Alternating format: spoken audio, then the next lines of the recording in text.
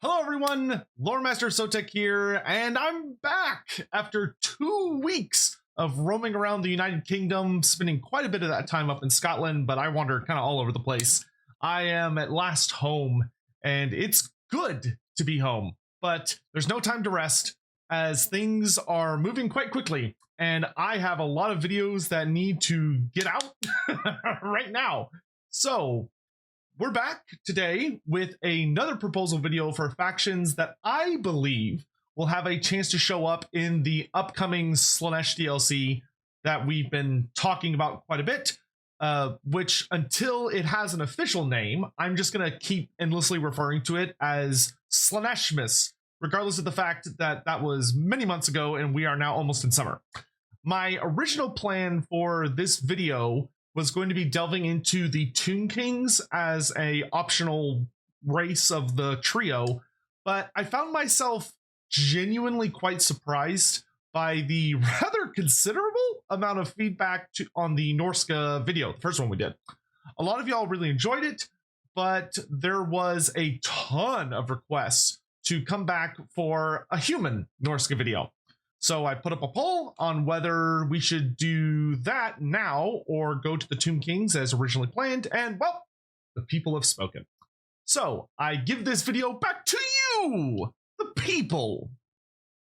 Now, there is one particular issue that needs to be addressed before I get into the shirtless himbo legions awaiting us. A big point of feedback I saw on the Norsca video that genuinely surprised me was the amount of people wishing for Norsca to receive a DLC focused on a non-chaos sub-faction. Honestly, I get it. As one of the most interesting aspects of Norsca from a deep narrative perspective is those tribes or individuals that buck against the yoke of the Dark Gods. There's something very compelling about these characters and their stories that absolutely deserves to be explored. However, Total War, I really don't think is the appropriate medium in which to do so, at least in my opinion. While there are some that stay true to the traditional values of the ancient Norsca people, such as ancestor worship and at least slightly less aggressive lifestyles, this is a rarity when looking at Norsca from the big picture, and not really a focus of the faction from the tabletop or Total War scale views. While I would love to see this represented in some fashion, it's probably best to explore the idea of Norscans separated from chaos through like the unusual location system rather than being a core part of Norsca's identity itself.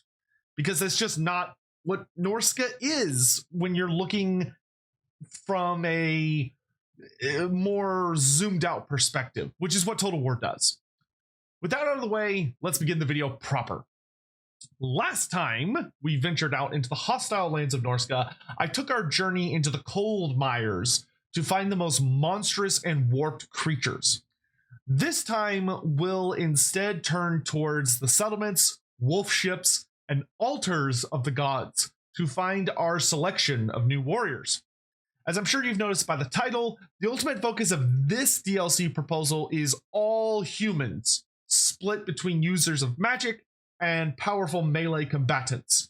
Of course, this DLC could be fused with the monster one led by Muna Min that I proposed, but I feel strongly that in the long run, Norsca deserves at least 2 DLCs to get them to a comfortable roster size. Even if you were to take like the prime picks of the monster pack and this pack, which admittedly is the most likely scenario from CA's perspective, I don't think that's going to get Norsca as far as it should be. I think they're going to need more. Anyway, first up, as usual, is our legendary lord, a character who is notorious for using the powers of chaos to achieve his own ends instead of dutifully worshipping them. Sayl the Faithless, the twisted seer of the north. Now, before I get into this, as you could probably tell because y'all have the advantage of seeing the time codes, this is a long story. It's longer than I anticipated, which is why this video took so long to write. So make sure to grab something to drink, settle in, and here we go. So his story begins mostly in lost tales and half-truths, even to the extent that where precisely he comes from isn't clear. One day, however, he arrived upon the doorstep of the Dolgan tribes in the northern Chaos Wastes, or maybe was born to them, it's hard to say for sure. The Dolgan are an infamous tribe of the Kurgan people, one that bear a dark legacy connected to the feared entity known as Skull Taker. Among them, a fairly young but skilled sorcerer, Sayl swore himself to the tribe's mightiest Shaman-Sorcerer, Skeggi the Vile, as one of his cabal's 7 Seer apprentices. Wielding their prophetic powers to guide the Dolgan in matters of war and appeasing the Chaos Gods. Yet Sayl served none but himself.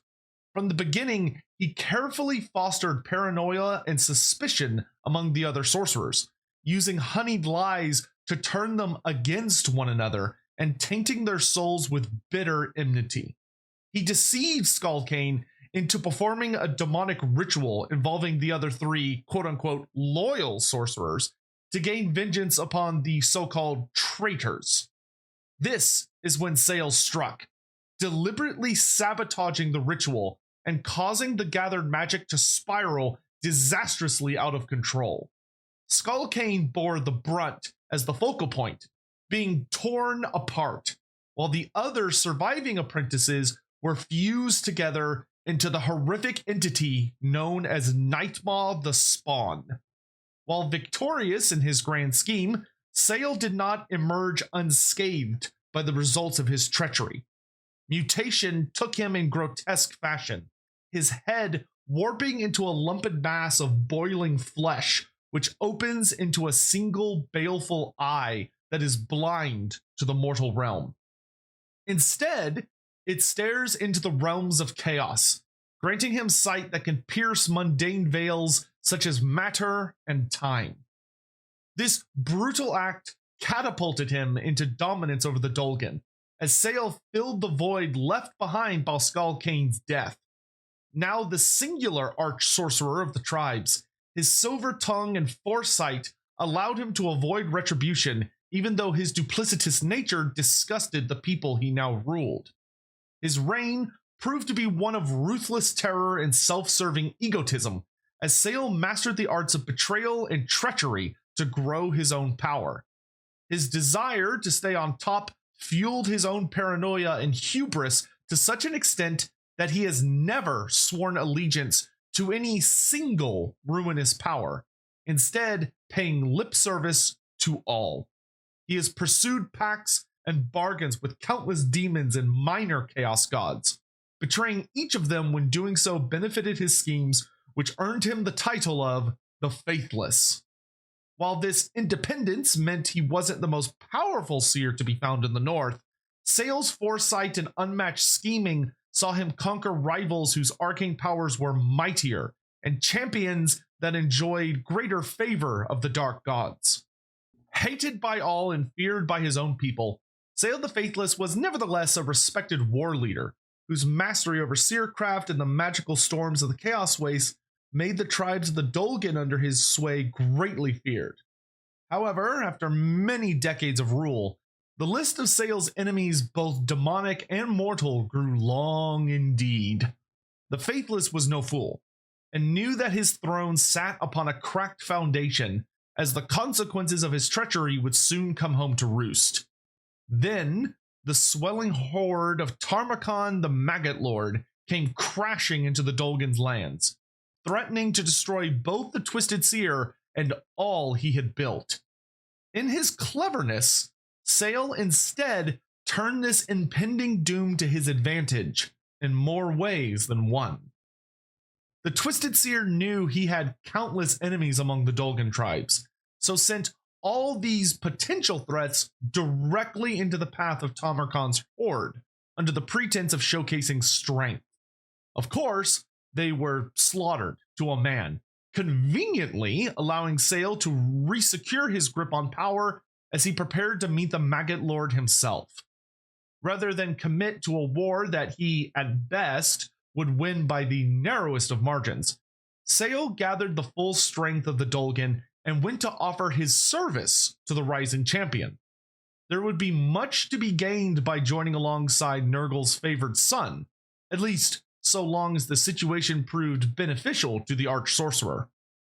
Fortunately for Sayl, Tamarkan greatly desired to add the Dolgan tribes to his banner, especially their feared horse archers and impressive number of war mammoths. Though the infamous liar made sure not to offer any oath of loyalty, instead only promising comradeship and a common cause. He thought this had been a successful deception, but Tamarkan proved both more perceptive and ambitious than anticipated. Instead of going directly south to crash against the frozen Oblast of Kislev, the Maggot Lord surprised nearly everyone by turning his legions north, now numbering in the tens of thousands thanks to the joining Dolgans Sayl had pledged to the cause. Many trials would await this horde as they followed the path the Maggot Lord carved north to the Gallows Tree, as Tamarkan sought visions and prophecy from demonic allies. While he was occupied in that hellish domain, Sayl consolidated his power over the many new tribes and creatures that came to join the forces favored by Nurgle. Days passed, the Arch-Sorcerer quickly sending out Dolgan horsemen to nominally guide encroaching allies to the horde, while in truth foraging for any and all supplies within range to ensure their survival in this harsh environment. From here, days and days passed, until at last Tamarkan returned. The Flyfathers favored spoke of what he had witnessed, of twisted dreams and a path to be carved across the east to gather more forces for an invasion against the empire of hated Sigmar. A mighty roar of triumph rang out from the horde as the anticipation of glory to come fired their souls with excitement. Only Sayl the Faithless remained silent, keeping his own counsel as he withdrew into the shadows. The horde carried on south, through the grasslands of the eastern steppe and into the foothills that led up into the ancient giant lands. Greenskins of all sorts harassed or even directly challenged them along the way, but Sayl saw Tamarkan crush each threat that came against him, until at last they passed into the thorn-thick hills of Shamash, where goatish beastmen and bloodthirsty minotaurs crept from the shadows to be swept along in the horde. The Beast Lords and Bray Shamans attempted to seek a boon from the Maggot Lord, asking that he crush their hated foes of the Ogre Kingdoms and the eastern nation of Grand Cathay, but he would not be swayed from his path and refused their request. Yet, their words about the surrounding lands and the mysteries of Cathay in particular caught the ear of one standing at the Chaos Lord's side. Long had Sayl the Faithless craved to plunder the secrets of the Celestial Dragon's empire, to study that which they had kept and further his own power. Thus did the Twisted Seer fan the flames of the Beastmen's hate, whispering promises to aid their cause in exchange for their aid in seeking the fabled Tower of Asher, an outpost of Grand Cathay here in the Stonelands. He managed to untangle a solid force of his Dogal tribesmen from the main horde, a dozen war mammoths stomping in their midst, with Sayl, of course, riding his own. The Bray herds led the way, until a jade green tower comprised of stone and magic came into view. Wary of facing against a foe he had never fought before, Sayl used his cunning words to convince the beastmen that the best strategy would be a night assault, something the Children of Chaos were well practiced at. He would keep his own forces in reserve at a safe distance until enough of a gap was made in the defenses for his war mammoths to take advantage of. From the moment Sayl's temporary allies launched their attack, things went very poorly for the forces of Chaos. The Cathayans used powerful magic and war machines, the likes of which the Twisted Seer had never seen, to light up the darkness of night and unleash absolute devastation. Onyx crowmen and stone lions of jet and jade tore into swarms of gores as massive gorgons battered the gates beneath terrible spells cast by dragon-blooded Shukengun. Despite the Cathayans putting up a staunch resistance, the savagery and overwhelming numbers of the war herds proved too much. As the beastmen brayed to the dark gods and devoured the flesh of the fallen, the Dolgans grumbled as they were denied glory by Sayl's caution. None dared charge forward until his order, however, as the Arch-Sorcerer had cried out that any who disobeyed him would have their souls flayed and fed to demons, a threat he had publicly fulfilled in the past. Sat atop the mightiest of the mammoths, Sayl felt the winds of magic build in power as blood soaked the battlefield. Just as he prepared to join the assault, he sensed a will other than his own seize the rising magical tempest and pull it tight into a singular spell. As the beastmen reveled within the fortress compound at the base of the tower, the stars of the night sky snuffed out into absolute darkness as a single bright, burning light was born. Sayl and the other Chaos Sorcerers cried out in alarm and frantically wove mighty counterspells to dispel this mighty conjuration. But the Faithless knew it was too late. The light descended from the heavens, resolving into an immense comet of blue-white fire, with a celestial rune blazing upon its flanks and flickering starlight for all to see. Sayl bitterly observed its descent until at last it struck the fortress compound with such titanic force that it shook the earth and unleashed a blinding flash of power that caused even the war mammoths to buck and bellow in pain.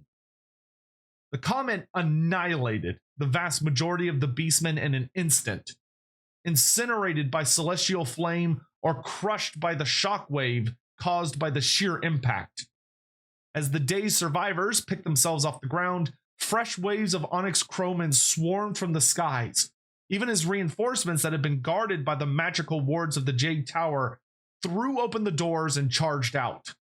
It was an utter massacre. Sayl, only able to cover the fraction that remained of the war herds with spells of darkness and shadow, he spat at the Cathayans. He had desired the power of the East, and had found that which he sought in a brutal demonstration. The price had been steep for this knowledge, and the paragon of the Chaos host would not be pleased with the loss of thousands of the Brayherd. He would have to answer before Tamarkand. Now, because the Tamarkand book is a pain to get a hold of, and most people won't have the pleasure of the full story, the next scene and a couple other parts I'll see in the future, I'm going to actually read to you verbatim to demonstrate aspects of Sayl's character. Sayl the Faithless swept into the acrid, fume-filled shadows of the high-domed tent with an air more of anger than supplication, his rugged-edged crimson cloak snapping behind him impatiently. From behind the visor aperture of his high-horned helm, the Chaos Sorcerer surveyed the noisome darkness and its inhabitants with wary distaste. The witch sight that burned within him, having no difficulty in discerning the true nature of the corrupt beings and subhuman shapes that skulked and menaced within. Many were Nurgle's Get and Tamarkand's chosen companions, but there were others present also, champions and war leaders, all come braving the danger of the pestilent abode of Tamarkand to share in what was to come. Sayl walked forward imperiously to the tent's central open space, a circle of greenish half-light before the throne of bones and broken blades upon which the master of the horde reclined. The tall and gangrenous shape of Kask the Befouled rose before him menacingly, silent save for the steady drip of pus and the rusted rasps of his armored joints moving. Kask's blade flexed in his coiling tentacle fingers, barring his way, and in reply, the brazen serpents that crowned Sayl's staff uncoiled and hissed with inhuman malignancy. The shadows of the tent seemed to quiver in anticipation at the promise of bloodshed. Enough! Tamarkand the Maggot Lord's voice growled liquescently. Kask grudgingly sheathed its blade and withdrew as silently as he had appeared. You summoned me, Great One. Sayl's voice was as oil upon water, slickly sheened with scorn and hinted secrets. News of your defeat at the Jade Tower has reached the camp, Sayl, and there are those here that say you should pay for your failure with your life, Tamarkan said with scorn of his own. Sayl laughed loud and mockingly. A ruction of anger hummed through the tent. Fangs were bared in the darkness, and murderous incantations readied. But Tamarkan himself did not stir. Do you mock me, Sayl? The Maggot Lord almost whispered, and the promise of death hung heavy in every syllable. Why no, Dreadlord, Sayl rejoined in a voice that bespoke a wounded heart, and essayed a sudden sweeping bow. I laughed only that such falsehoods and untruths should be taken seriously by those that would pretend to counsel you. Now it was Tamarkan's turn to laugh. Your lies are infamous, Sayl, and yet this is a greater deceit than any you have yet attempted. The beast herd lies half slaughtered and burned, and what remains of it brays for your blood, Sayl, as their betrayer. The flash and thunder of the falling star we heard and saw even here, leagues hence from the tower, and yet you deny it? I deny that it was I that suffered any defeat, Tamarkan, not that a defeat took place. And I swear here and now, before the four great gods, that not a single one of my Dolgans fell in battle at the Tower of Asher. May they strike me down if it is not so. Sayl's voice trailed away, and the expectant silence was still, for such oaths were not taken lightly, even by the insane and twisted. When no sudden calamity befell the Chaos Sorcerer, the creatures in the tent drew back, not so much mollified in their anger, but resigned that in calling upon the four, Sayl had gambled upon the judgment of higher powers than even the Horde's master. Were Tamarkan to go against that judgment now, he risked perhaps the god's wrath himself. It had been a deadly risk Sayl had taken, but he had taken it, and it seemed won. It was Sayl that broke the silence. Maggot Lord, exalted of the Plague Father, he declared, what care you for the paltry lives of a few hundred misbegotten gores, or 1,000, or 1,000,000? Are you not Tamarkan? Are the Kurgan and Tokmars and the Dolgan who march under your banner not power enough for any warlord? Is the vaunted might of the ones blessed by the gods and the fangs of those that hunger in the realms beyond at your back and fuck that up. Is the vaunted might of the ones blessed by the gods and the fangs of those that hunger in the realms beyond at your beck and call not sufficient to embolden your cause? Tamarkan lurched forward from his throne angrily. You go too far, false one, he growled as the misshapen figures of tiny nurglings scattered in a panic from beneath him. Sayl again bowed low and stepped backwards. I meant no insult, Lord, only that those that died failed you. They were weak, and they died for that weakness, and deserve nothing but scorn. Your true servants remain. Get out, Tamarkan growled lowly. Be thankful that you did not squander better warriors and beasts in this folly, Sayl, or your twisted hide would adorn my throne even now. Sayl bowed again and departed, head held high. Folly, he thought, his helm concealing the distorted smile that played across his mutated features. To see another die in one's stead and avoid their fate by it. Folly. But one tower, and yet they hope to cast down a whole city so defended. After surviving the judgment of the Maggot Lord, Sayl would continue to journey alongside his, quote, ally through the horrors of the Ghost Fells, where the land itself swallowed men and the forgotten Famir tore apart any who ventured too far into the mists. Then unto the ancient giant lands, where the colossal descendants of extinct titans stomped amongst the ruined cities of their ancestors. Things continued apace until the time came to turn west and follow the ivory road into the heart of the ogre kingdoms, onto the doorstep of the over-tyrant Greasus Goldtooth. Yet fate turned against the Chaos Horde, as the path which had run through the mountains of Morn for time immemorial now abruptly ended in an impossible wall of stone. How such a thing could have come to pass beggared belief, causing Tamarkan to rage at the seeming impossibility of it.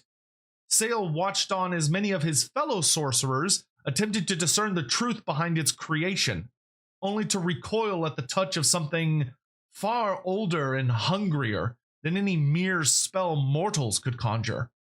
The Faithless took advantage of the uncomfortable mystery to further his own goals, whispering to any that would listen that the spirits of the mountains themselves laughed at Tamarkan and scorned the vanity of his presumptive quest.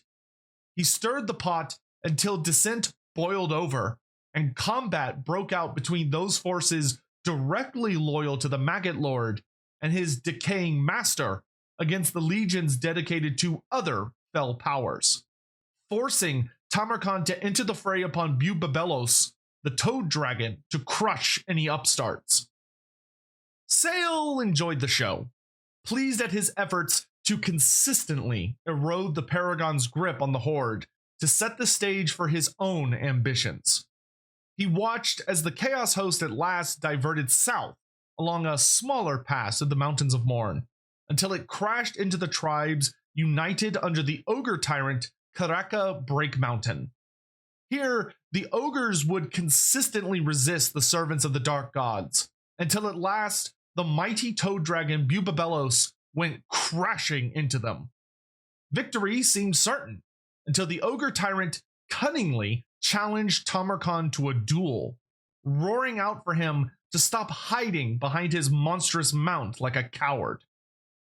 Sayl couldn't help but lean forward upon his war mammoth in eager anticipation, as the barbed insult clearly cut into the pride of Nurgle's favored son, his disease-racked body sliding off Bubabolus' back to face Karaka alone.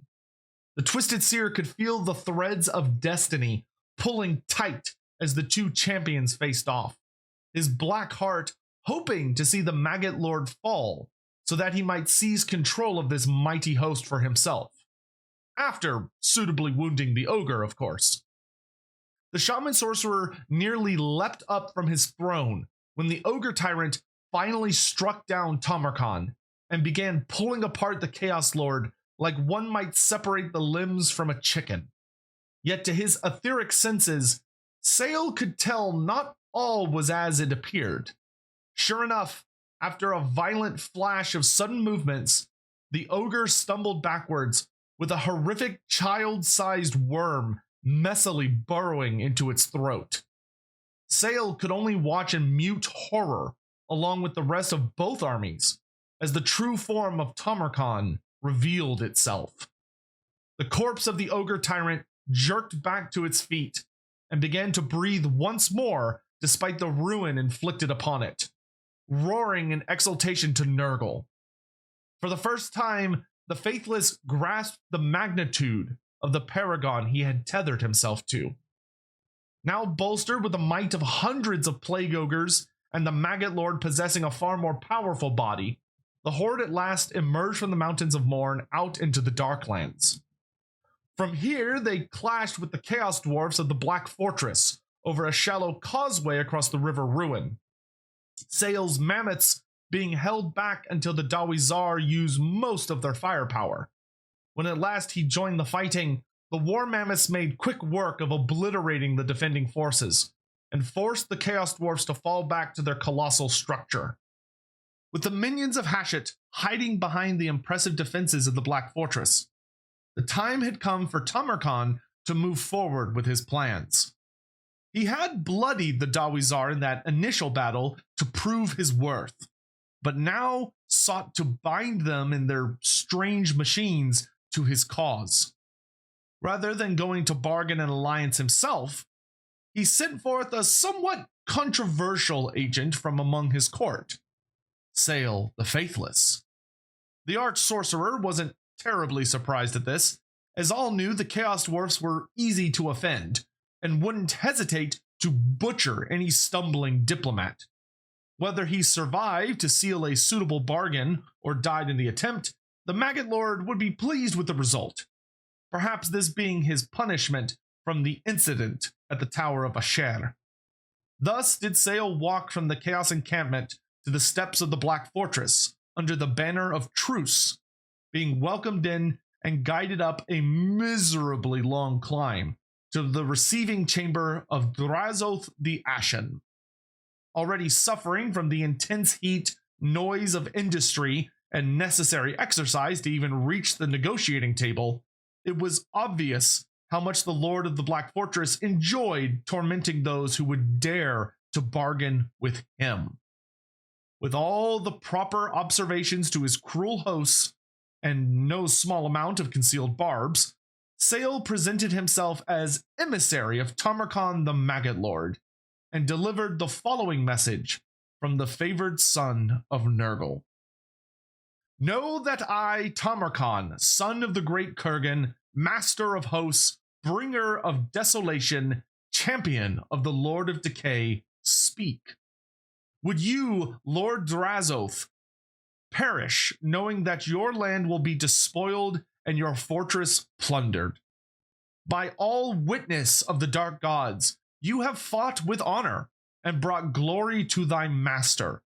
Now yield without shame. Our war is not with the lords of Hashut, but with the lands of men. Join us. Grant us the blessing of steel and thy fell arts of war, and the spoils of victory shall fall to all alike. As it has been before between the Kurgan and the sons of Zar, let it be again, and a pact struck between us. Sayl noticed the lack of concern for all the obvious threats layered in the message, but struggled to perceive any of the calculations going on behind Drazoth's twisted sneer. After a time, the Chaos Dwarf leaned forward and began to list his own requirements for such a deal to be reached. With an internal groan, Sayl quickly realized that the demands of the Sorcerer Prophet were utterly absurd, clearly designed as a staging point for a brutal war of negotiation. Sure enough, many hours were spent as the serpent tongue of the Faithless wrestled against the conniving words of the Ashen Lord. No small amount of spellcraft crackled about the room as the frustrated wizards attempted to wrestle control of the conversation. In the end, Sayl emerged, exhausted but ultimately triumphant, both for his personal goals and that of the Maggot Lord. The deal was thus. The Chaos Horde would assist the Legion of Asgore with several enemies that had plagued the Black Fortress. First, they would capture the disused mine of Gulaktha from a black orc tribe that had infested it. Here, they would stay for 3 months, sending out raiding parties to capture fresh slaves from far and wide to send to the dark capital of Mingolzar Nagrund. While this was happening, the Chaos Dwarfs worked day and night to forge arms and armor for the Horde, along with the preparing of horrific war machines for the invasion of the Empire. Second, Tamarkan's Horde would have to assist the Legion of Asgore in battle against one of their most terrible and ancient foes, the Nightmare Dragon known as Omdra the Dread. In exchange for all of this, the Chaos Dwarfs would not only outfit the Horde with better materials, but would also join alongside them as allies. The battles came at quite the cost in lives and suffering, but the Chaos Alliance proved triumphant, and at long last marched west out of the Darklands into Death Pass. Passing through the World's Edge Mountains without contest, at last the Horde of Tamarkan came upon the verdant and plentiful lands of the Border Princes in 2510 IC. After many months of hostile and barren lands, to come upon one so full of life sent the Chaos Legions into a feverish frenzy that devoured or plundered everything they could seize. This caused their progress towards the Empire to slow to a crawl, much to the frustration of Tamarkan himself. Sayl aggressively advised the Maggot Lord to make haste, lest the Empire become aware of their coming and block the passes across the Black Mountains. The Arch-Sorcerer deeply savored the frustration he caused by then also deliberately allowing his own Dolgans to roam far afield at every opportunity, careful to always make a grand performance of uniting them all back together. The noticeably rotting form of Tamarkan's ogre form shaking with rage as he struggled to control his forces. The situation worsened as an immense hurricane came rolling in from the Black Gulf and up into the Border Princes. The torrential rain settled over the horde and transformed the lands into a sucking quagmire. Howling winds and apocalyptic claps of thunder driving monsters down from the mountains to feed upon fleeing refugees and chaos tribesmen alike. The unnatural gale flooded Blackfire Pass, making it impossible to cross, before finally lessening and moving on to the west. Tamarkan raged at the apparent denial of his quest. Sayl, either behind the storm himself or at the very least believing that the dark gods conjured it to thwart this dark quest for ascension. Lord Drazoth proved to be essential at this moment, speaking of a little-known route through the mountains known on old forgotten maps as Winter's Teeth Pass. Those who didn't walk the path of Nurgle grumbled that the path west through the remainder of the Border Princes were ripe for conquest, seeing the strange storm as a sign from the gods. They turned to Sayl as their de facto leader, demanding he interpret the omens on the Maggot Lord's demands. Sayl threw runes of prophecy across lattices of boiling elf marrow, all presaging death and disaster. Ripples of unease passed through the horde, but the Maggot Lord declared that they had naught to fear, as the vanguard had already arrived in the pass and only reported sightings of black-cowled goblins. His destiny would not be denied by such a pitiful foe. Unwilling to deny him directly, Sayl could only sow further seeds of discontent, as the various tribes and monstrous elements of Tamarkan's horde organized itself into a long marching column. The way through the Winter's Teeth Pass was narrow and winding, Sayl choosing to walk the path on foot, as he was placed towards the back of the host next to the Chaos Dwarf contingent, allowing him to exchange careful words with potentially useful tools in the future. As their conversations carried on during the long march, without warning, the mountains themselves shuddered as strange green lightning flashed from above. An instant later, the sound of colossal grinding rumbled through the pass as vast slabs of rock and ancient dwarf statuary came crashing down in at least a dozen places along the marching column.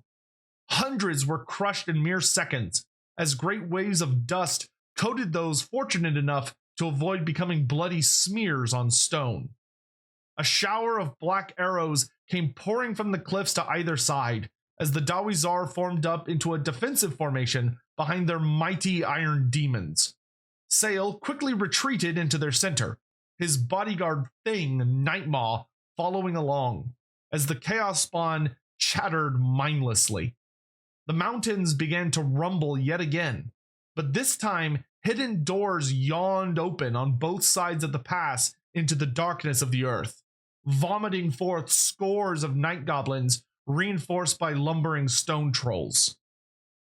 Sayl the Faithless raged, for his Seer craft had somehow failed to alert him to this assault, calling deeply upon the powers of chaos to blast his foes with blinding blasts of incandescent lightning. His spellcraft easily scything through night goblins, and blasting even the stone trolls into charred skeletons, despite their regeneration and legendary resistance to sorcery. Nightmaw danced and capered around the twisted seer, leaving behind a trail of smoky shadow as its shifting limbs tore apart and plucked greenskins to toss into its 3 snapping maws that flashed almost too fast to see. A mist of blackish red blood tossed into the air, the only sign of its passing. The situation seemed stable until the night goblins revealed their mightiest weapons. 2 colossal squigs bounding out from the open gates into the depths. Sayl had never seen their like in his life, and could only watch in repulsed fascination as the beast casually snapped up anything unfortunate enough to stand before them. He coughed up blood and sparked with errant energies as the immense power he continued to call upon took their toll, forcing Nightmaw to carve a path through the melee to put the Iron Demon between himself and the twin monstrosities. While the magma cannon upon one of its attached cars fired upon a colossal squig, slaying the beast in a spectacular display of firepower. That used what little time there was before the other monster closed the gap, slamming into the Iron Demon and causing it to topple over onto its side and tearing apart the Hellsmith operators. Sayl the Faithless knew that the caliber of spell needed to even harm, let alone kill such a beast, would likely kill him as well due to his current exhaustion and wounds. Cursing Tamarkan for the Maggot Lord's folly and pride, the Twisted Seer gathered the winds to unleash one final blast of power.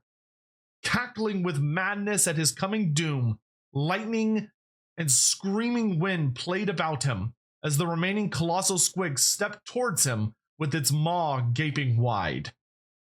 Before he could cast his final spell, however, the ground beneath the monster erupted into a great column of ash and flame. The blast threw Sayl to the ground, causing his control over the winds to slip. He could only scream as the power burned out of his body and lashed out at everything around. The last thing he remembered was pure agony. And here we have another scene.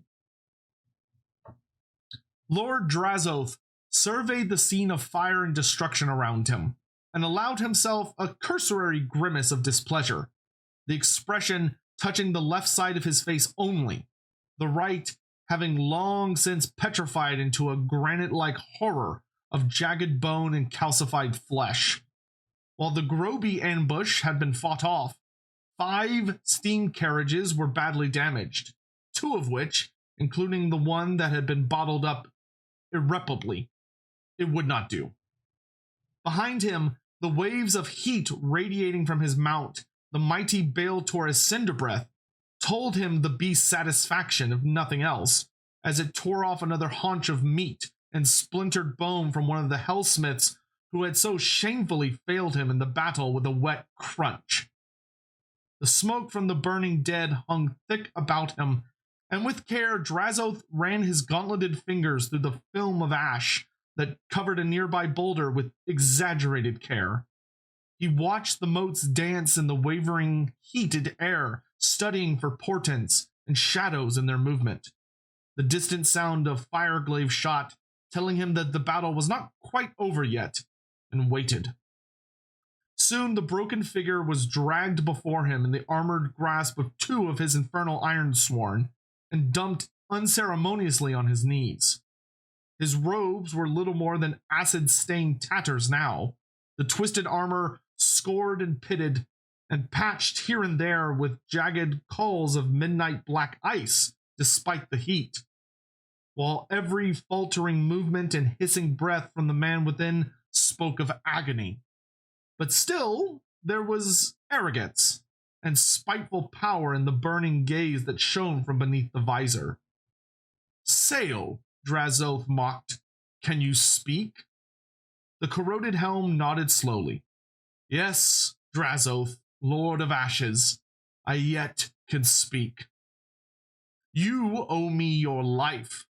It was by Hashet's grace that I slew the beast." A strangled, rasping sound that might have been a laugh echoed from beneath the visor. Drazoth was not amused, and with the merest gesture, the brass shot stock of a fireglaive slammed into the Chaos Sorcerer's back, striking him to the floor. "A life that is mine to now take if I so choose," Drazoth pronounced, the distorted runes on his armor beginning to pulse like a fiery red heartbeat, while behind him Cinderbreath stirred, sensing his master's will to destroy. "Enough," Sayl rasped. "I owe you my life, dread lord of the Black Fortress. Is that what you wish to hear?" "Yes." "Enough from your viper tongue, Sayl the Twisted, Sayl the Faithless, Broken One. We Drathzar always collect our debts." Sayl nodded slowly and made an expansive gesture with his bloody hand. For the moment, he had little choice, so ravaged was his body and soul.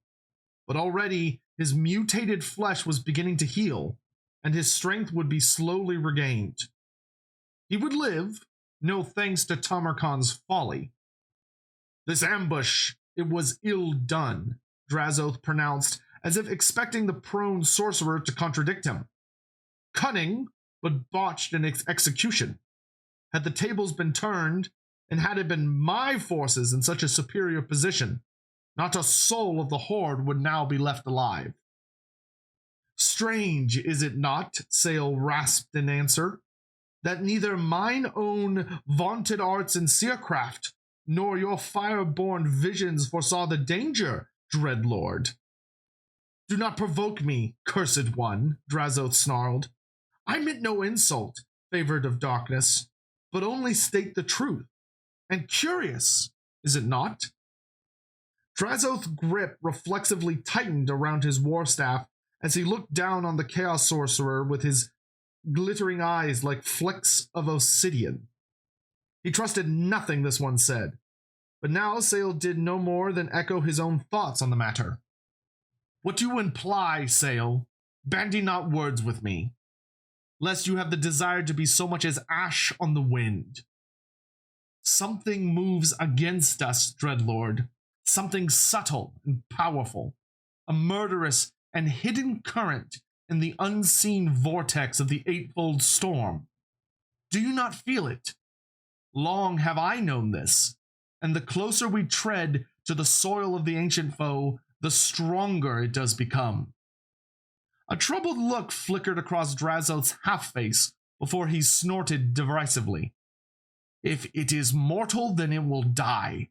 Such is the fate of all who would oppose Hashet's will," the Chaos Dwarf pronounced before turning away dismissively, leaving Sayl to sprawl in the ash and dust. Sayl laughed again bitterly, sending out a mental summons to recall his spawn Nightmaw to return to him from whatever bolt hole it had found to heal its own hurts. For while Sayl lived, so too would the spawn, avatar of his past sins and transgressions. He knew Drazoth was no fool, and unlike the Maggot Lord they followed, nor was he blinded by the promise of absolute power. Yes, he had seen the flicker of doubt and even fear in those coal-black eyes. If it is mortal, then it will die, the Chaos Dwarf Sorcerer Prophet had said, and left the rest unspoken.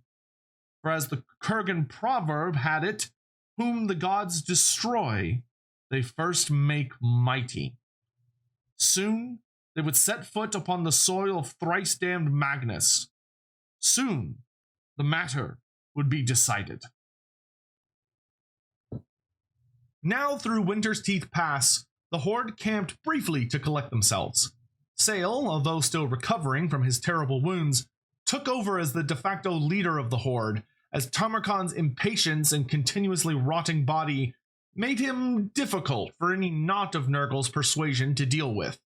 Taking in all the information from scouts, tortured captives, and screaming spirits, Sayl swiftly built an idea of the surrounding land and the various threats to the Chaos Horde. He oversaw preparations and inspected the weapons taken from those Empire forces captured by the initial scouts, handing them over to the Chaos Dwarfs to dissect. Once the remainder of Tamarkan's host made it down to the cold foothills at the base of the Black Mountains, a council of war was called.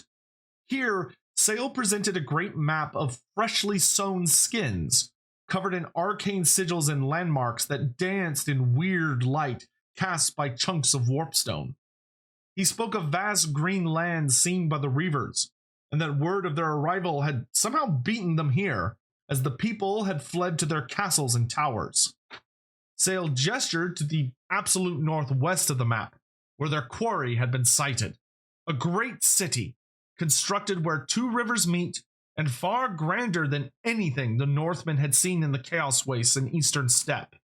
Immense white walls that bristled with cannons and other strange war machines, standing vigil over a labyrinth of streets and towering structures.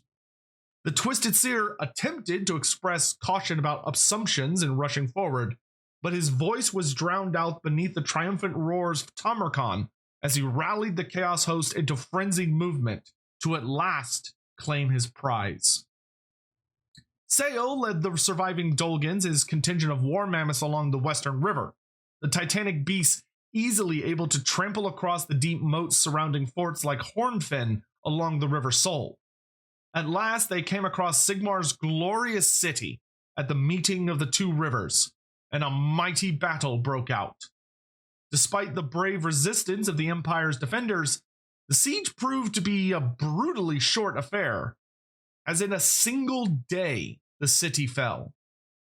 Yet as the forces of chaos tore through the streets and reveled in their ultimate victory, Sayl watched on as Tamarkan entered.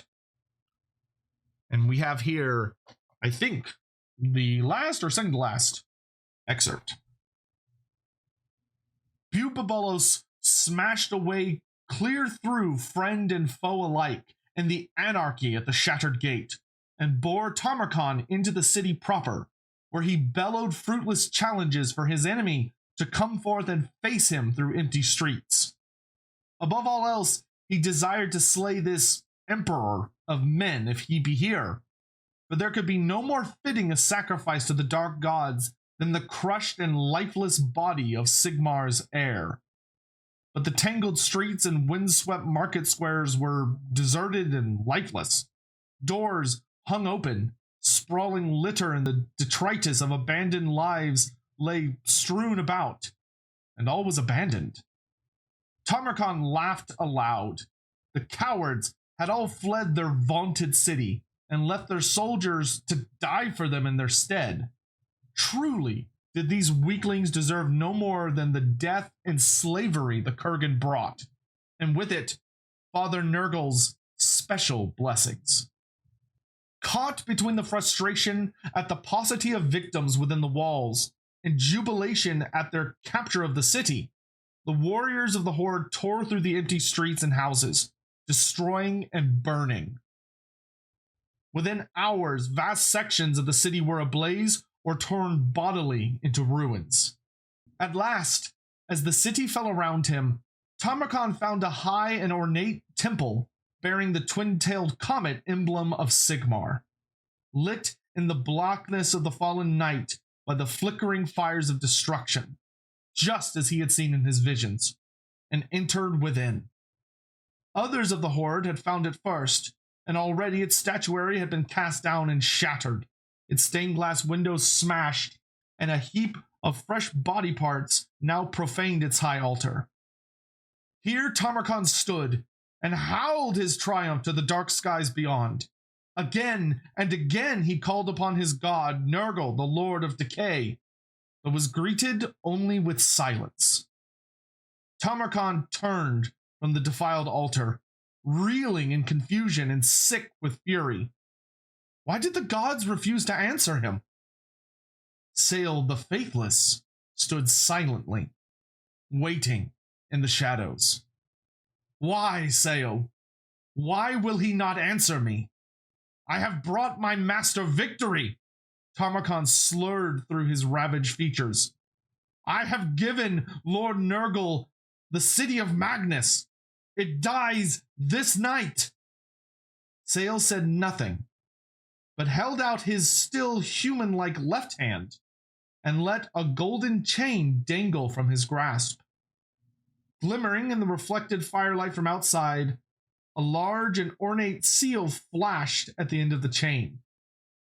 Enraged at this fresh riddle, Tamarkan bounded sluggishly down from the altar, fetid entrails slapping noisily from out of his open gut. He raised his axe above his head to strike down the sorcerer, but Sayl stood before him, unflinching. Tamarkan wavered, uncertainly, and snatched the offered trinket, holding it up to his cataract-whited eyes. On one side was the hated symbol of the twin-tailed comet, and on the other the image of a citadel before a blazing sun. There was a word graven on it, but to him the letterwork of the Empire held as much meaning as the chicken scratches in the dirt. Seeing the Maggot Lord's confusion, Sayl whispered a single word of explanation, his voice a mocking whisper. Fyldorf. Slowly, realization bloomed in the decaying matter of his brain, and Tamarkan howled so loudly that the larynx of his stolen body ruptured in his throat, and reeling almost drunkenly away from Sayl, with a single sweep of his axe, cleft the profaned altar stone in two. The Faithless One faded away into the shadows, and left Tamarkan amid the ashes of his hollow victory. As the Maggot Lord sulked in despair amidst the ruins of Fyldorf, the Chaos Host fractured, as many saw this embarrassment as the judgment of the gods. Strife resulted in hundreds dead before Sayl seized control of the Horde and kept it from falling apart. Knowing that their quest had not yet ended, the Faithless One swiftly brought each of the different factions and worshippers back together. He even managed to calm the Dawizar by granting them the right to attack the nearby city of Darakas, allowing them to do anything they wished to the settlement and its occupants. With that resolved, all that remained was rousing the Paragon of Nurgle to action once more. Whether Sayl the Faithless was responsible for the shadowy assassin that attempted to slay Tamarkan within his rotting sewer in the ruins of Fyldorf or not, remains a mystery. The bizarre entity was so deeply infused with magic that it appeared to be comprised of shadow and lightning, two elements heavily associated with the twisted Seer of the Wastes. Regardless, the failed attempt on his life awoke Tamarkan's wrath, and his horrifically degraded form strode out to lead the final charge towards Nuln. The titanic conflict that took place to the south of Nuln was one of legend. So immense were the battle lines that it broke down into three conflicts, with Sayl himself leading the western flank along the Upper Reich towards the Jewel of the Empire.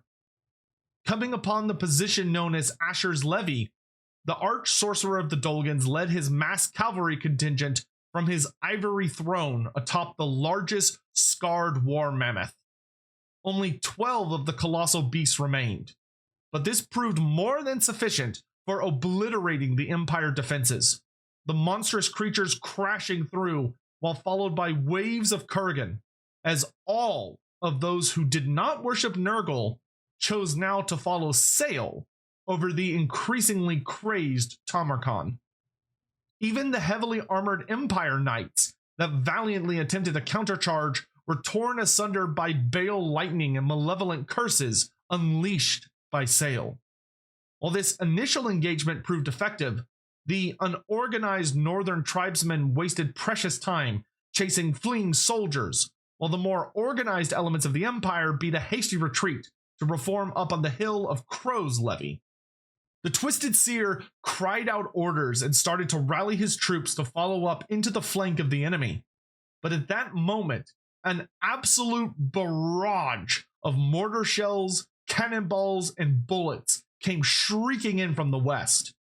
Upon the deep waters of the Upper Reich, were an impressive line of river pontoon fortresses, absolutely crammed with guns, archers, and war machines sailing upstream. Those troops trying to organize around Sayl were blown apart by mortars, and dozens of Dolgan horsemen were scythed through by cannonballs.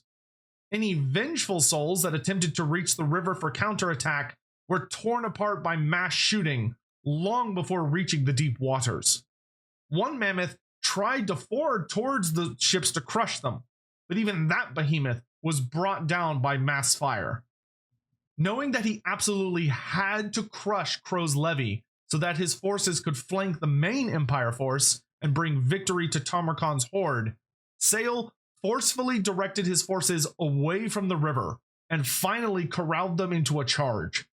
Unfortunately, the distraction provided by the river pontoons had allowed the Empire to reform into a bulwark to block Sayl's path.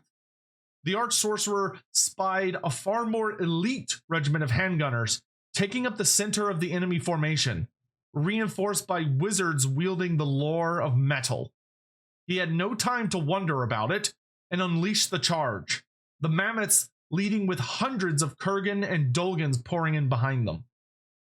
Things went awry almost immediately, as mines cleverly hidden in the dirt detonated to shred horsemen and sent one mammoth so crazed with pain that it rampaged through the chaos line before collapsing in its death throes. Sayl's attempts to coordinate his forces collapsed entirely, as enchanted bullets were fired from the Nuln Ironsides to snipe the various chieftains and leaders.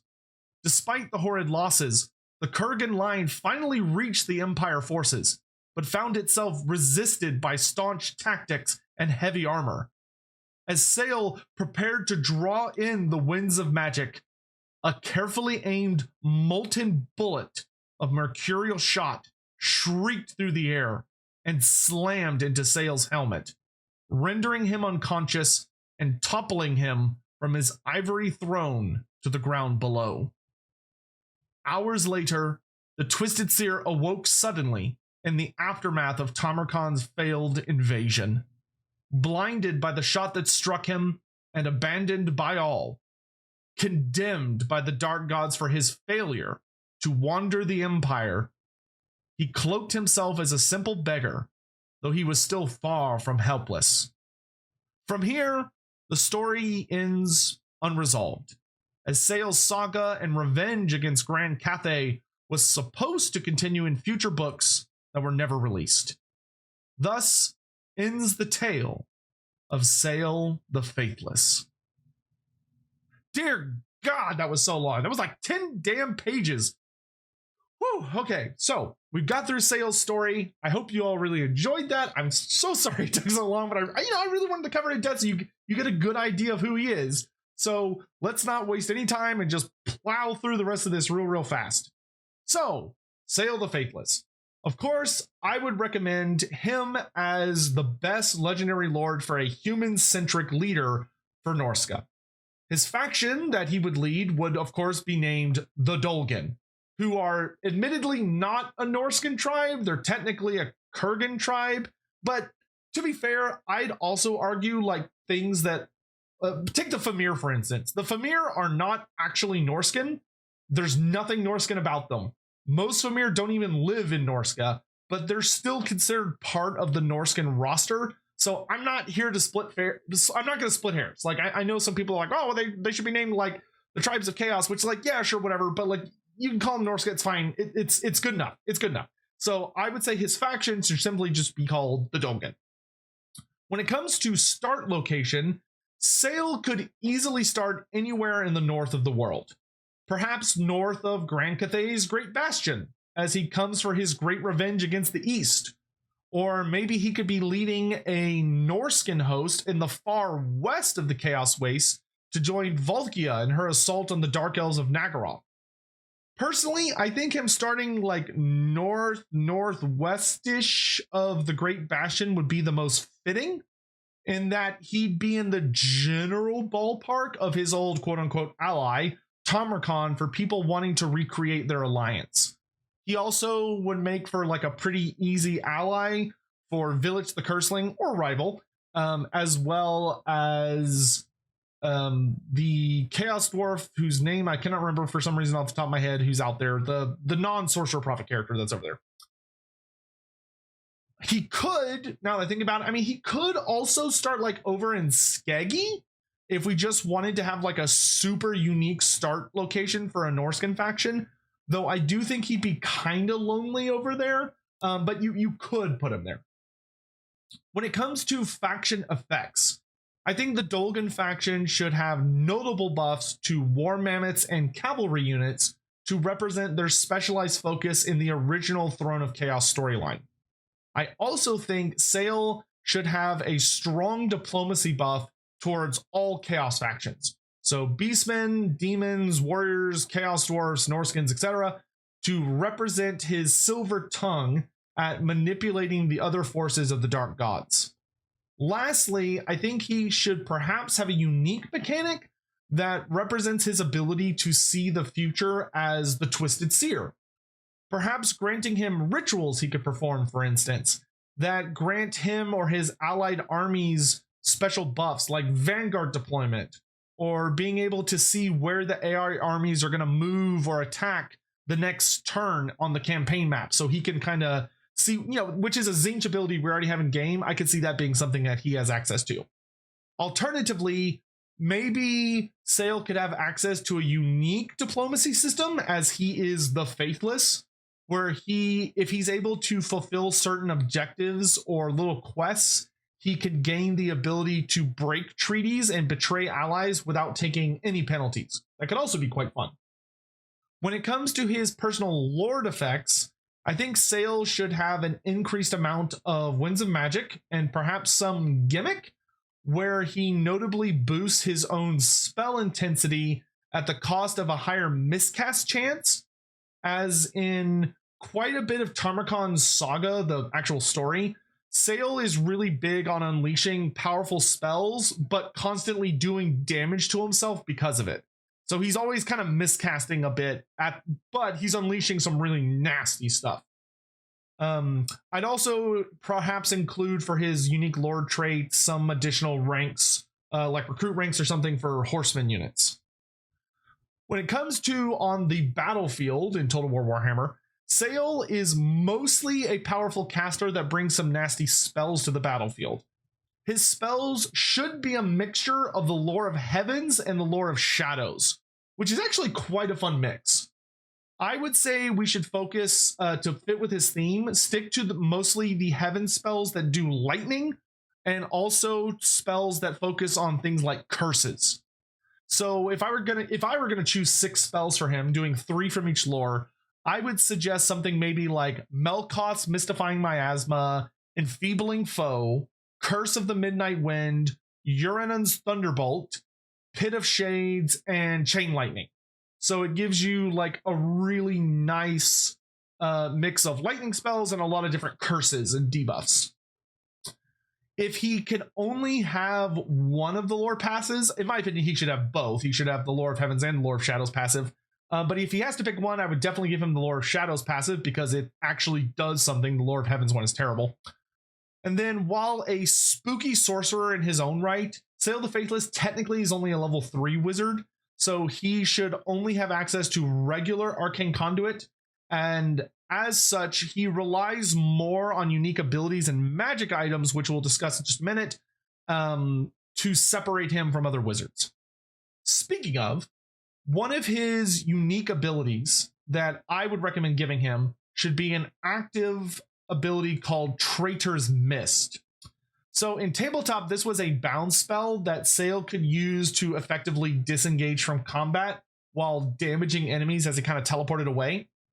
A suitable interpretation in Total War would be making it an active ability centered on Sayl that causes a disengage explosion, which is something we have as a fairly standard thing, dealing slight magic damage to nearby enemies and causing just massive knockback, so everyone around him gets staggered or thrown on the ground.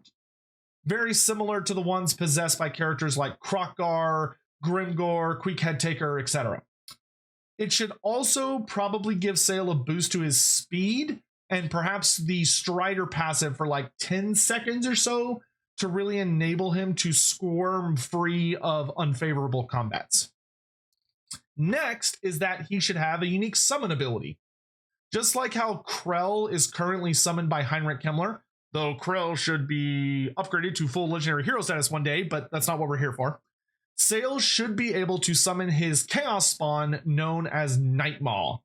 This nasty three-headed abomination is a particularly nasty spawn that causes fear, is completely unbreakable, and regenerates. Nasty trio.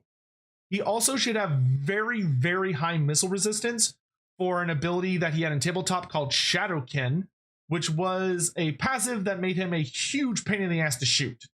He should also have very impressive stats with higher than standard melee attack and speed to represent his rather unique Always Strike First ability that he had in tabletop. Furthermore, I don't think Nightmaw should degrade over time like most summons, because it kind of ruins the point of his regeneration if he's just gonna like, if like you summon him and he just dies automatically in like 120 seconds or whatever. I feel like that kind of makes his regeneration a lot less valuable, and it makes more sense for him to just base be a summon that just stays alive until he's killed. Normal, so you know, not one of the ones that degrade, but that's just my opinion. Maybe that's something that could be done in like campaign on Sayl's skill tree.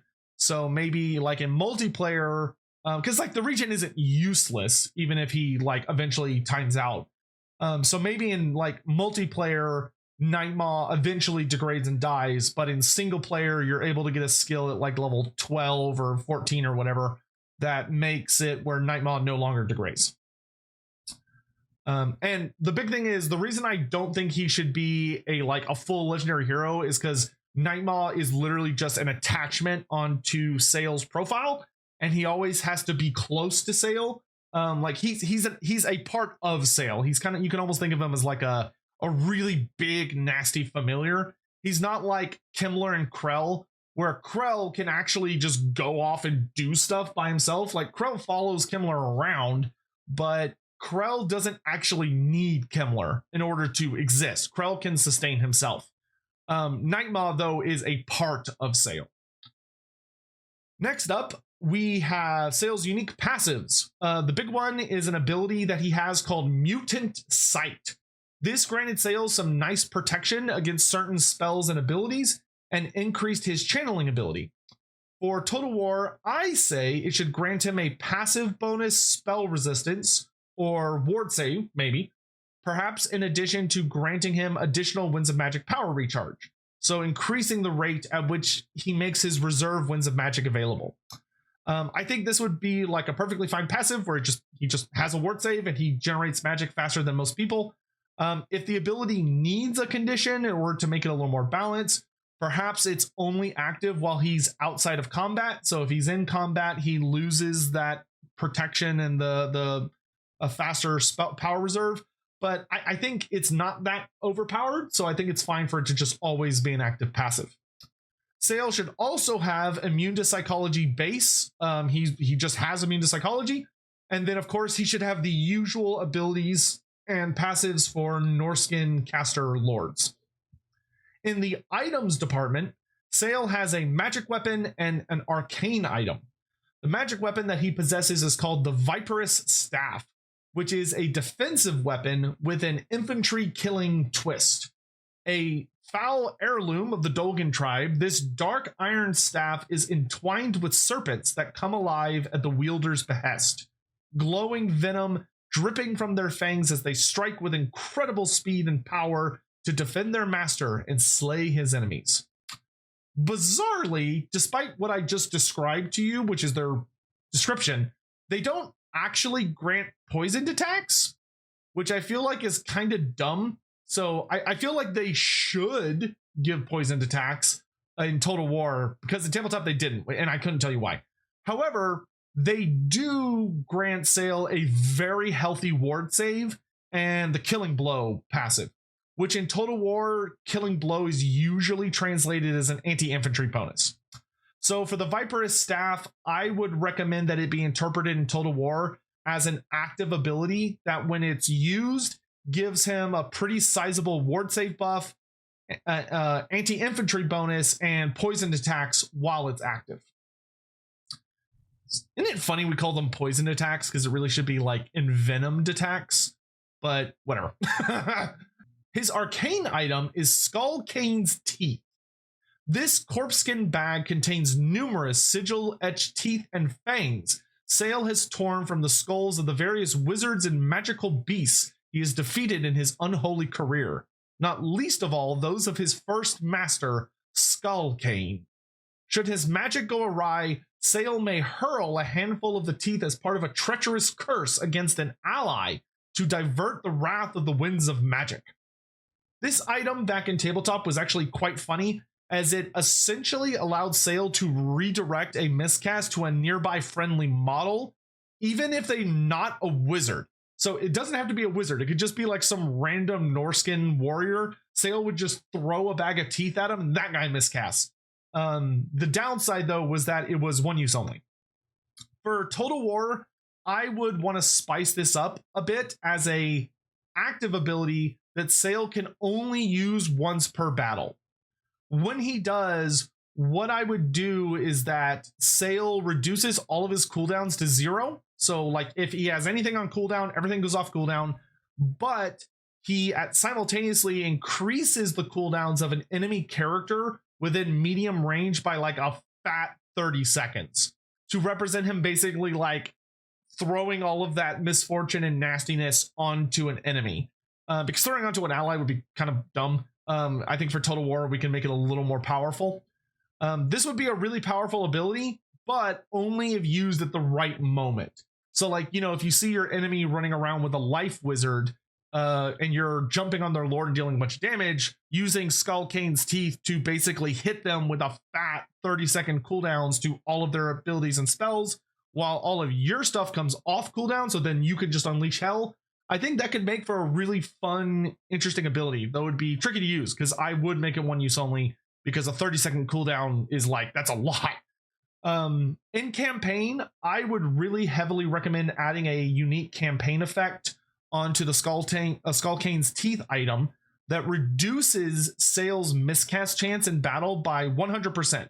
So it gives him a 100% reduced chance to miscast, so it's basically impossible for him to miscast, but increases the miscast chance of any friendly wizards in his army by 100%. This would combo really well with his ability that I recommended for his like faction effects or his personal lord effect of him having very strong spell intensity at the cost of a higher miscast chance, essentially passing on that debuff to his allies instead. So imagine like if Sayl had, let's say, 100% increased spell intensity, so his spells are 100% more powerful, but he also has like a 50 to 75% higher chance of miscasting. But then when you get access to Skullcane's Teeth and equip them, you get minus 100% chance to miscast, but all of the wizards in your army who could maybe have like elemental mastery or something as one of the gimmicks he gets to make him even more powerful, their miscast chance goes up 100%.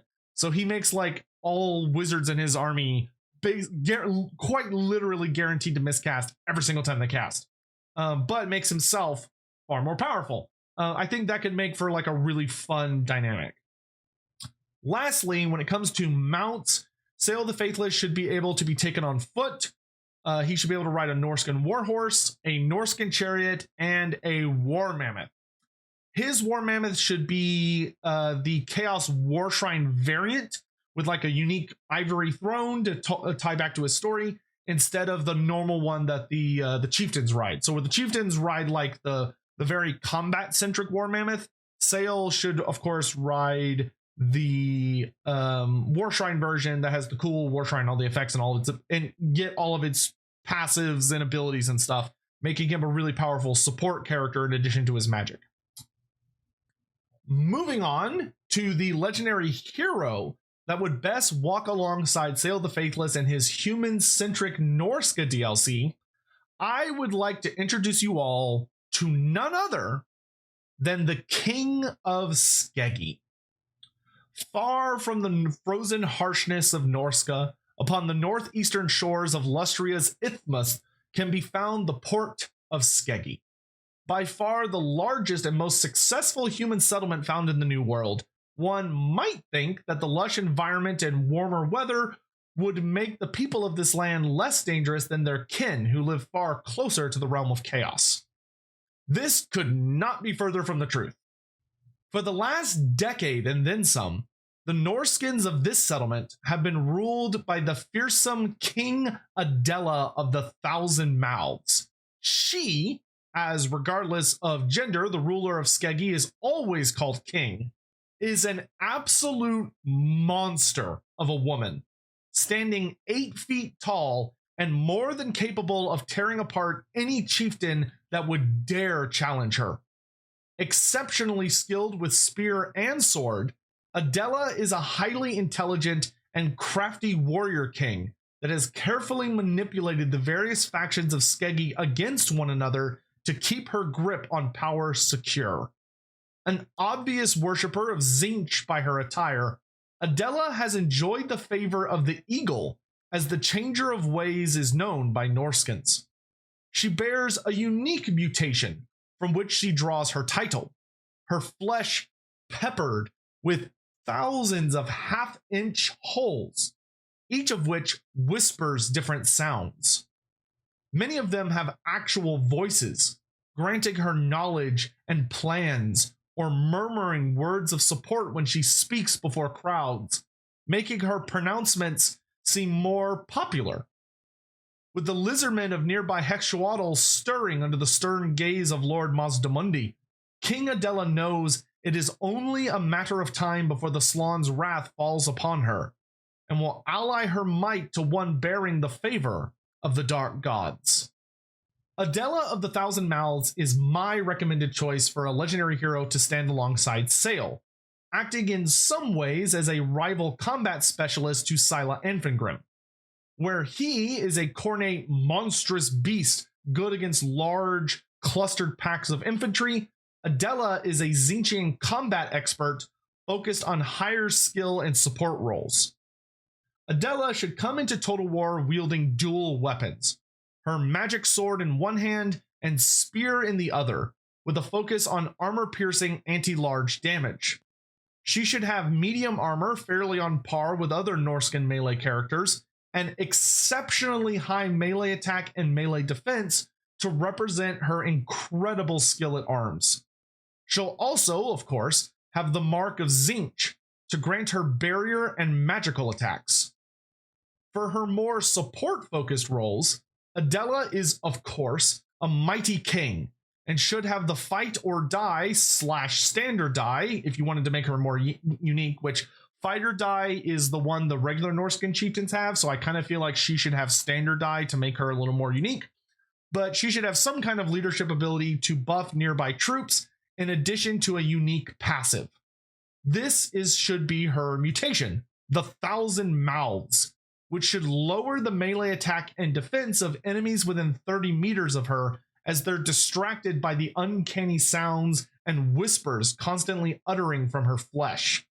She should also have immune to psychology base as one that has faced Lustrian horrors for decades and fears nothing.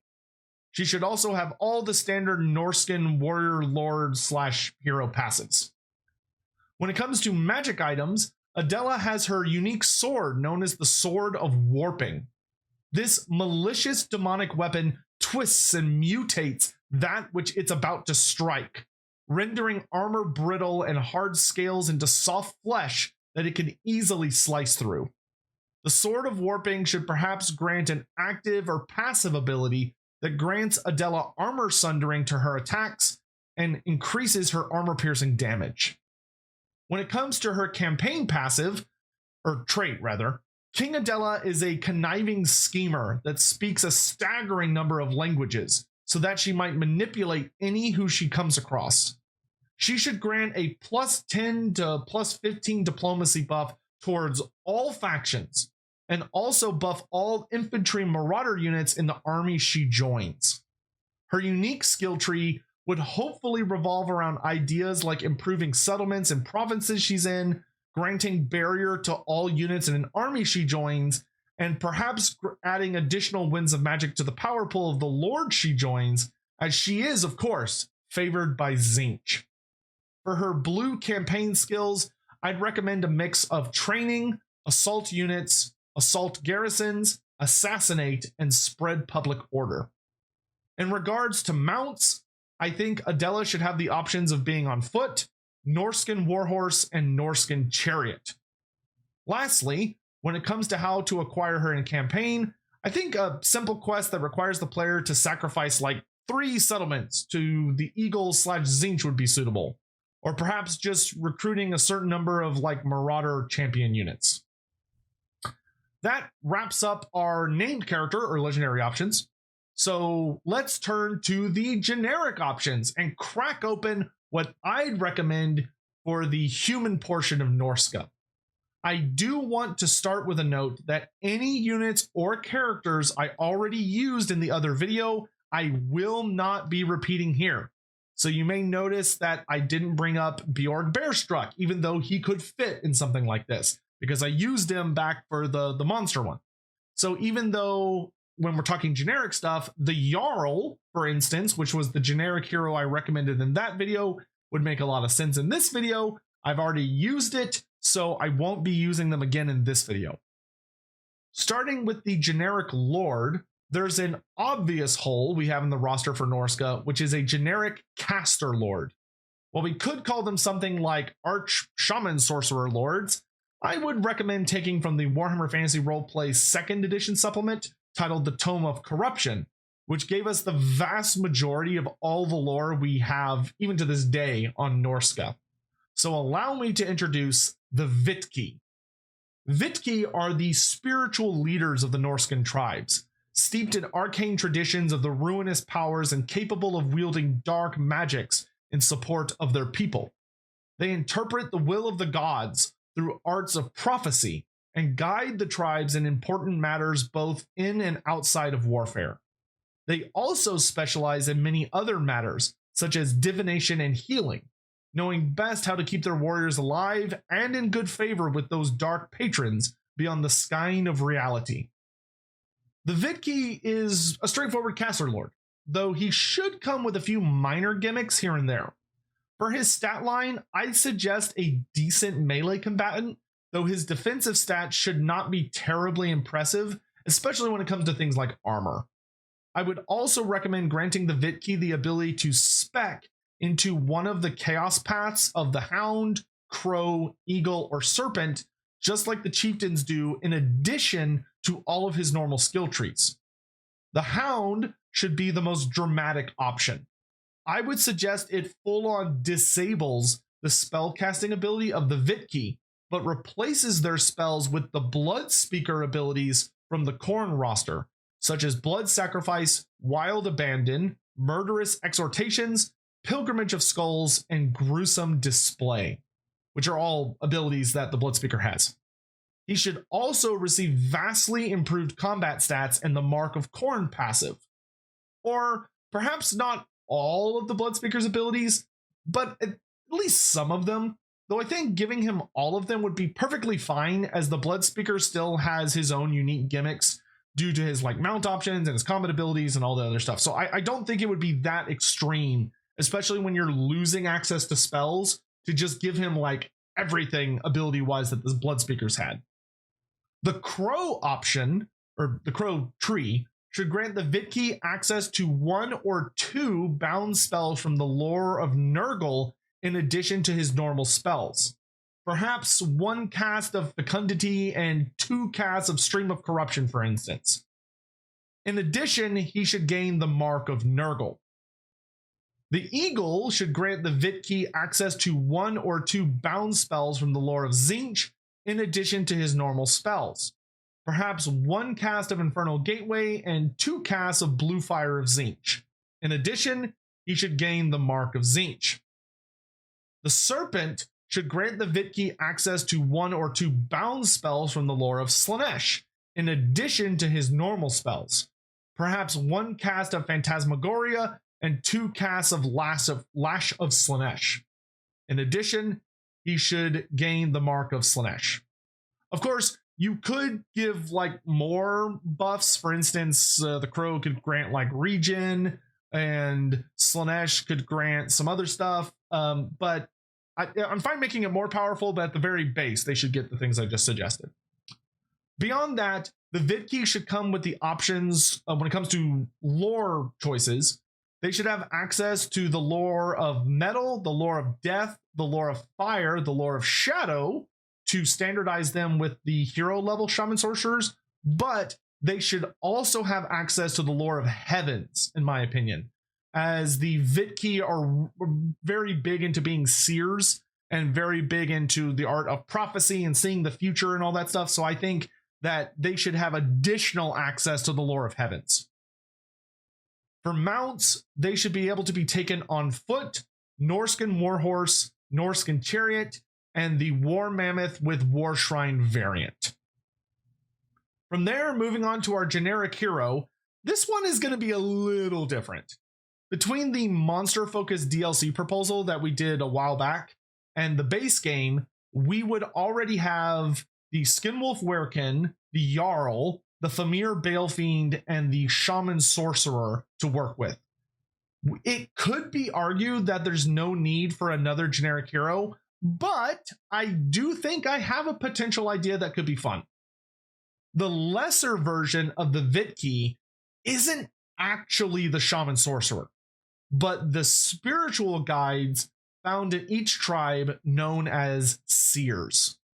The Seers are not true sorcerers by any extent, and often can barely cast spells, if at all.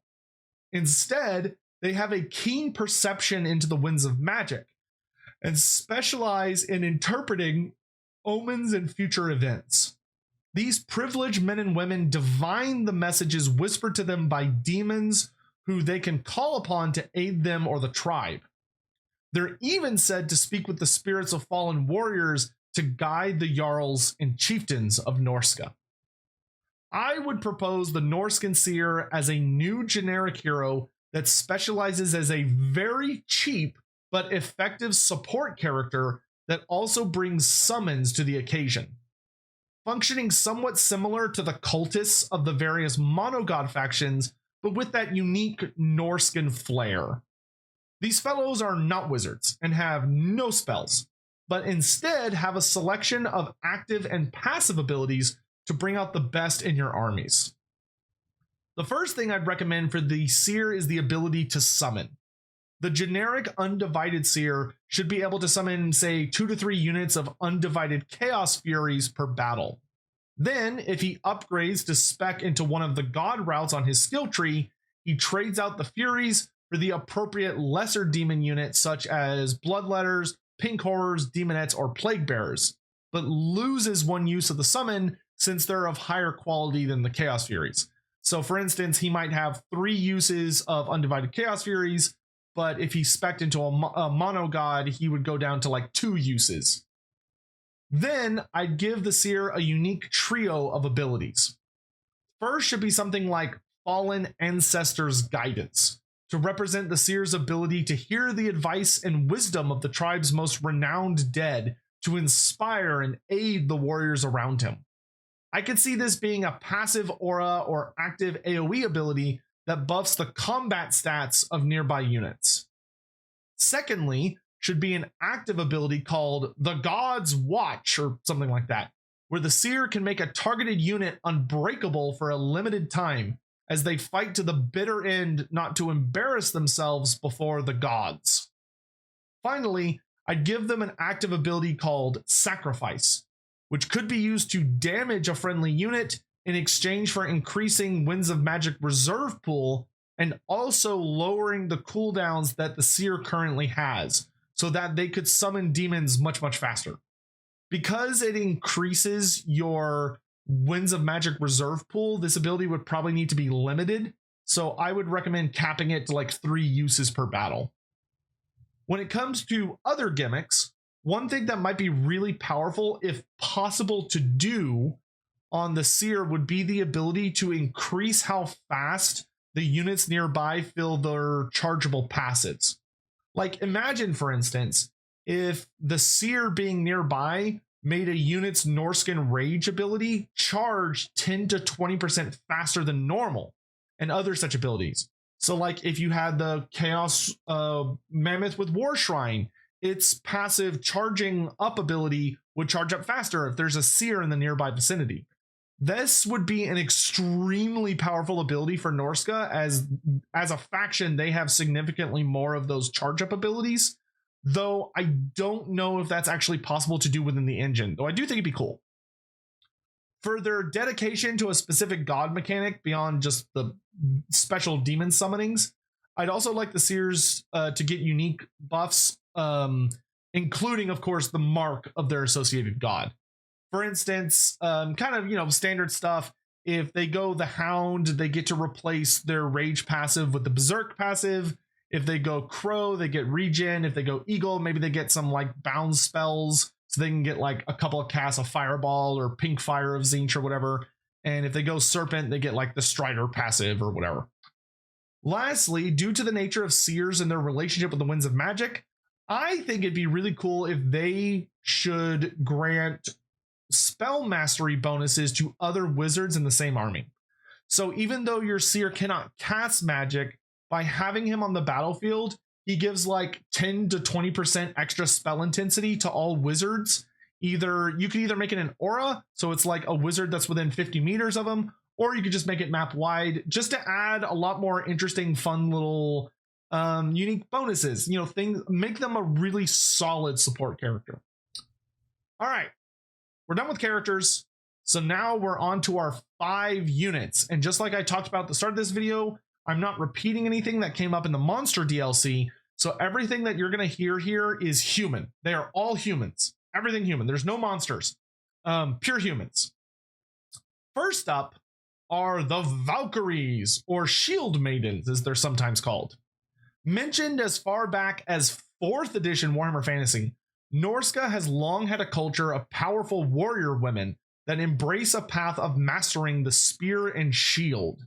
Some say they emulate the path of the Gore Queen Valkia, once a Norscan shield maiden of the Schwarzwolf tribe, while others believe the tradition originated due to cultural influence by the Norscan dwarfs. Regardless, Valkyries often begin their lives by being forced to defend themselves or their villages at a young age against foul beasts or rival tribesmen, an act of violence that these women realize they have a taste for, leading to a restless life of seeking martial perfection and greater challenges. Some will go on to serve as personal shield maidens, guarding their jarls or chieftains, but many will band together into squads of ruthless warriors that seek foes worthy of their spears to honor the dark gods. Some scholars even believe that the origins of the mythical Amazons actually began from Norsca, with the Valkyries of Skeggi refusing to settle down for a domesticated life and marching south into the thick jungles centuries ago. In Total War, the Valkyries would fill a much needed role for Norsca, which would be an elite infantry unit that specializes in anti-large. Wielding a combination of spear and shield, they should have slightly less models per unit than Marauder champions, but make up for it with a high stat line, including solid armor, bronze or silver shield missile block chance, and the ability to heavily punish large entities that wander too close. They should have standard Norscan goodies like rage and yada yada. I also think it'd be neat for them to have a late stage tech tree upgrade that grants them the Guardian passive or something through a tech called like Shieldmaidens that you can find on your tech tree.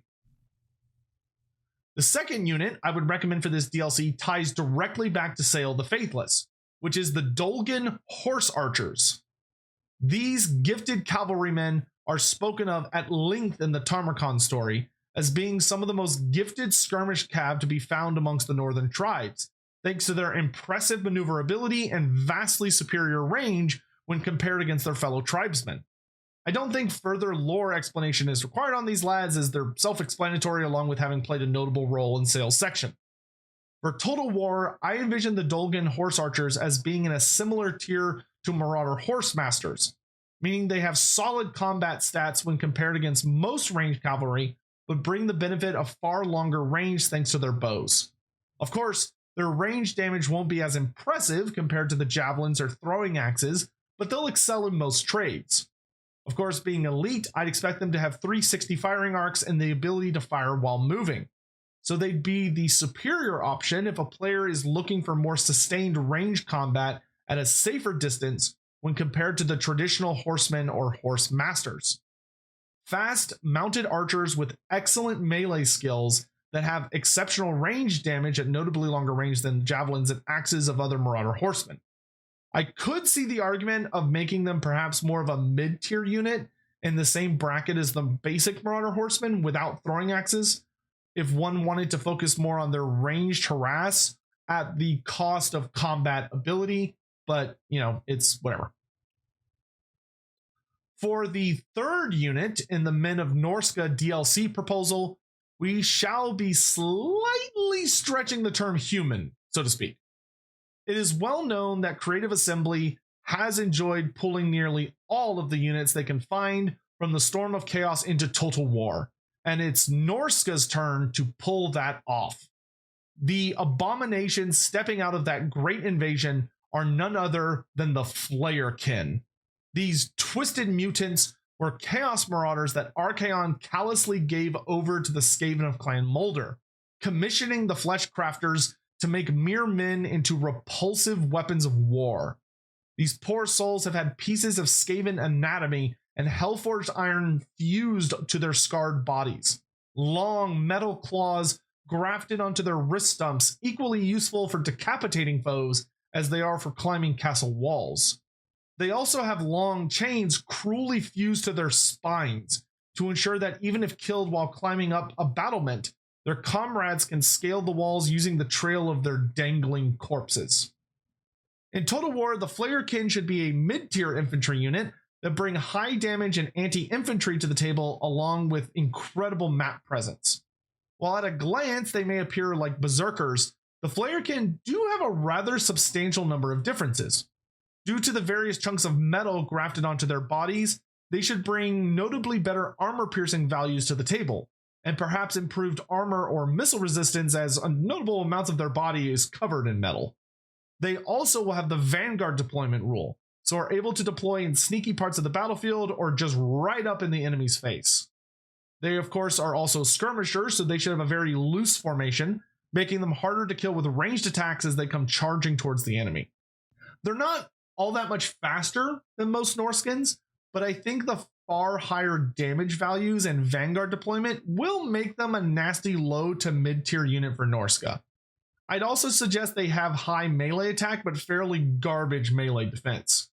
In a perfect world, they'd also get their human chains special rule, which should essentially make it where they climb a wall. When they climb a wall, they do it much faster than most units because they quite literally have like climbing picks for hands. And they should also pretty much have guaranteed deaths in the process. But the ones of them that die as they go up the ladder count as ladders for units that follow them, allowing those units to climb the walls quickly. Which could be great if we ever get that siege rework. Maybe this could be kind of like a unique interaction if they make ladders much harder to come by, which hopefully they will.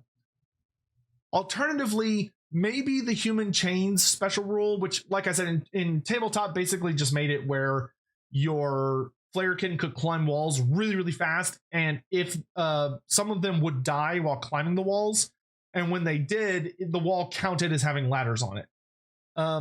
We could reinterpret it for Total War somehow.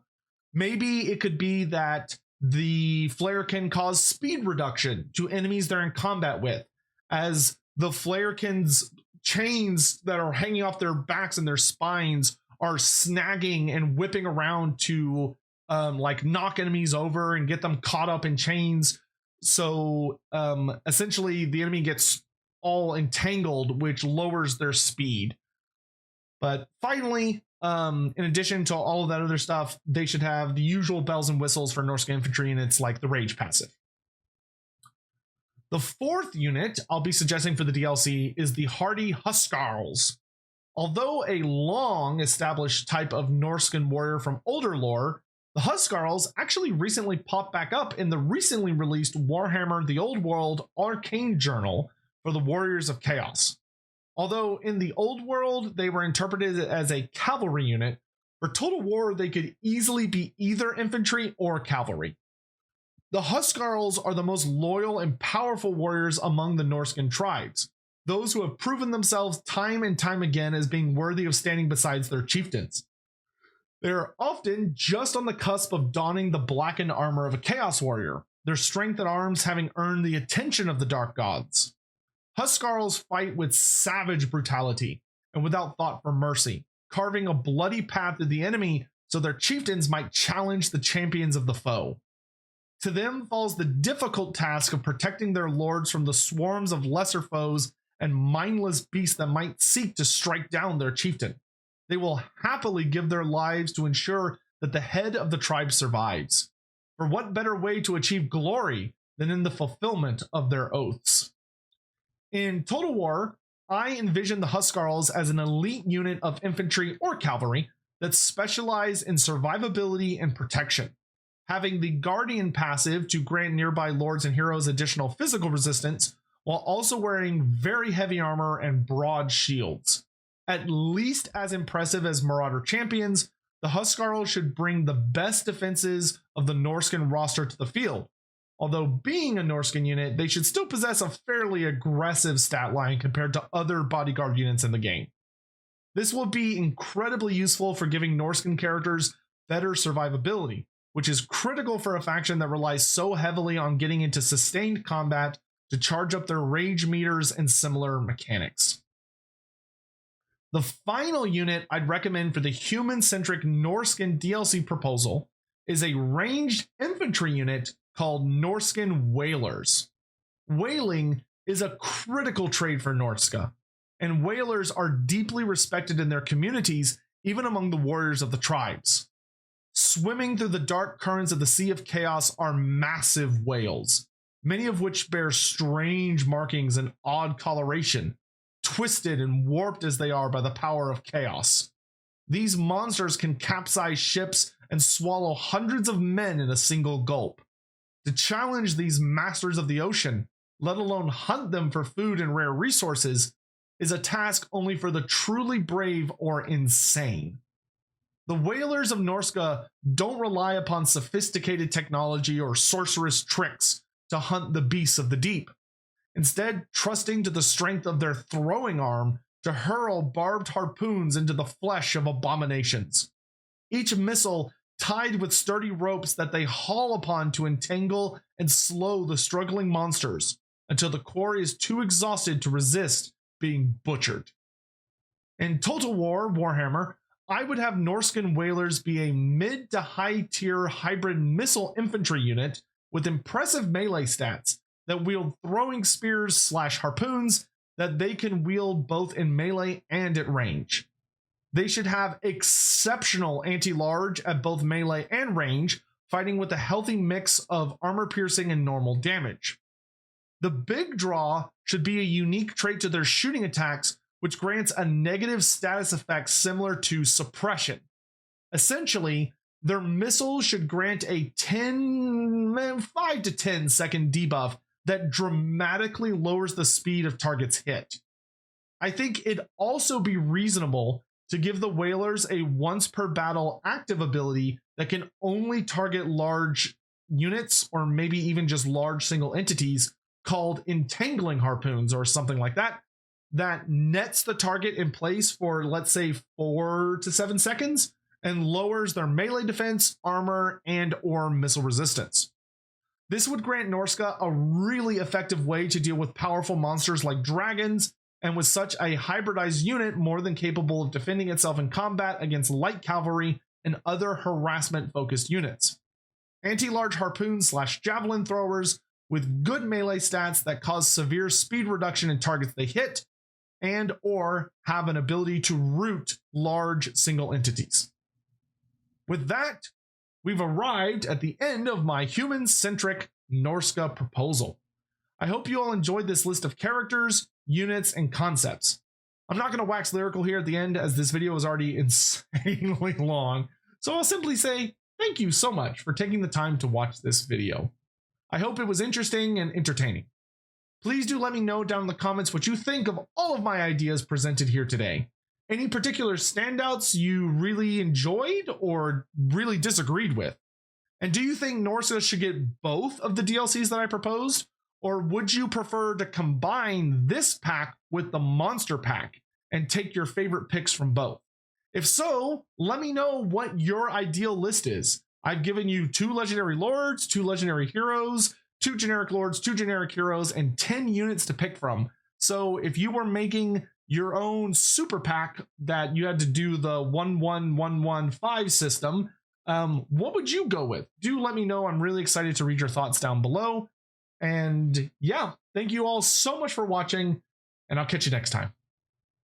Bye.